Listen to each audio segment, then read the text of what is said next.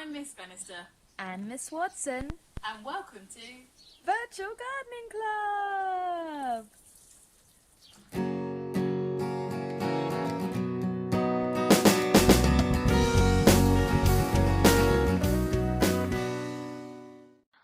Wow, Miss Glenister, I really love the pebble art that you're doing. You know what? It reminds me a little bit of the pebbles that are in Kettle's yard. Actually, Mrs. Watson, that's what inspired me. Have you ever visited Kettle's yard and seen all the different found objects around the house? Jim Eaves, the owner of the house, enjoyed placing pebbles and other natural objects he found in special arrangements. One of my favourite displays at Kettle's yard is the spiral of pebbles in Jim's bedroom. It makes me feel so calm when I look at it. On the Kettle's Yard website, they have lots of information and thought-provoking questions about pebbles, such as, how big does a pebble have to be before it stops becoming a pebble? I don't really know, Miss Glenister. I guess if a pebble was really big, it would be a boulder, right? And then there are stones and rocks as well. Maybe I'll join you and I'll make some of my own pebble art as well.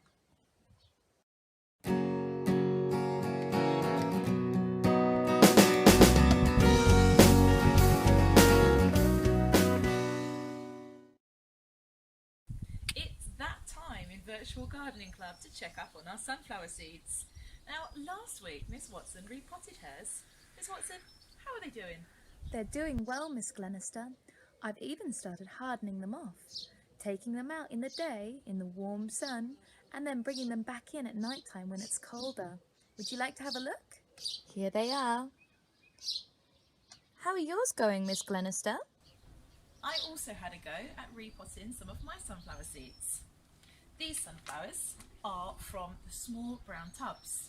Now, unfortunately, my sunflower seeds in the green tubs haven't done very well, but sometimes when we're planting seeds, that just happens. So I've had another go, I've replanted, and next week I will give you an update to see if they have started poking through too.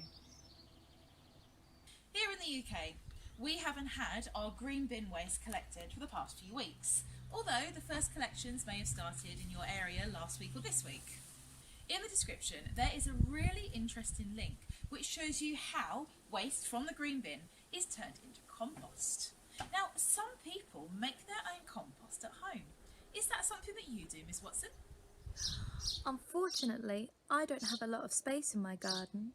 However, I can do something called trench composting, which means that I just put all of the organic matter into a small hole in my garden and then cover it up, and then all of the nutrients go to my plants. Would you like me to show you? Oh, yes please, Miss Watson.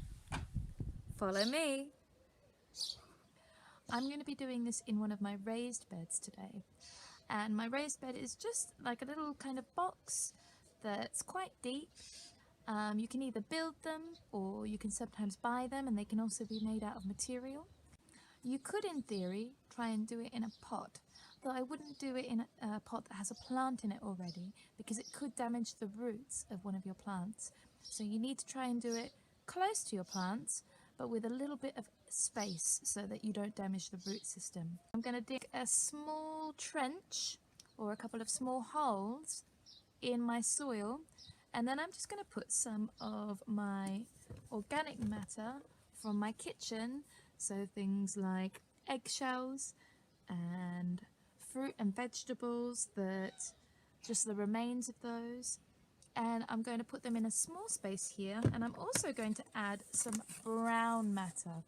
It's really important when you're trying to do composting that you get a balance of green and brown. Otherwise, it won't break down quickly and the nutrients won't get to your plants as fast.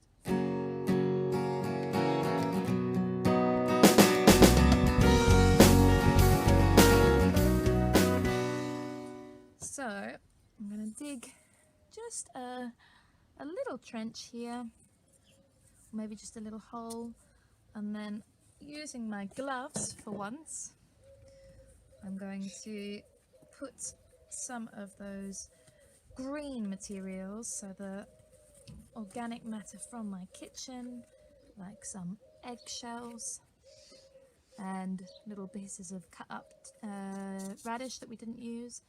And I'm just going to break those up and put them straight into the soil. You can see here I've put my eggshell and a little bit of radish.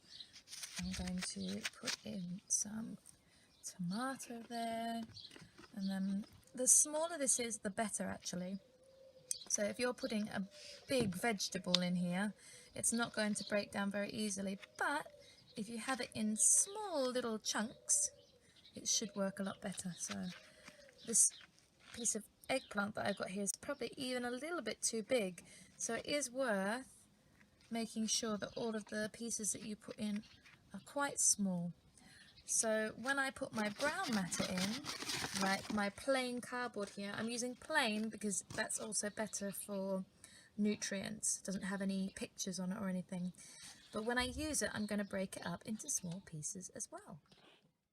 Now, before I cover this up with soil, I'm just going to water it a little bit just to get that cardboard nice and wet. There we go, that will also help.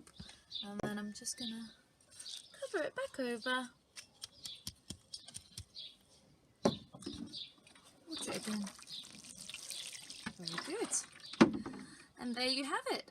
Easy peasy, lemon squeezy, trench composting. It actually sounds really simple, Miss Watson. So it's just a balance of green and brown matter, right? Yes, Miss Glenister, it really is so simple. We hope you enjoyed today's episode of Virtual Gardening Club, and we'll be back next week with lots of more fun-filled activities for you to do in the garden.